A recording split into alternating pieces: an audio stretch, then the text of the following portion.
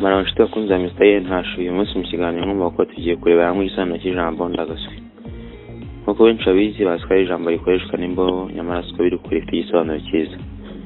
Ndagaswi ni amagambo birafatanye niyo bita mu Kinyarwanda izina ry'urusobe. Aya magambo n'indi na agaswi.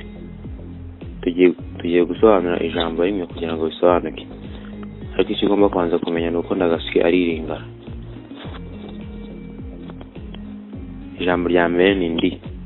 Ni ijambo risanzwe abantu bakoresha kugira ngo biyerekane, rikaba riri mu ngingo ya mbere y'ubumwe. Irya kabiri ni agaswi. Ni agasimba kanywa amazi menshi ahagije, akaryama kare kandi kazwiho kuvugisha ukuri no kureba ibikareba gusa. Mu Kinyarwanda rero bakoreshaga ijambo utazi icyo risobanuye, ndakeka ko ngukuye mu rujijo.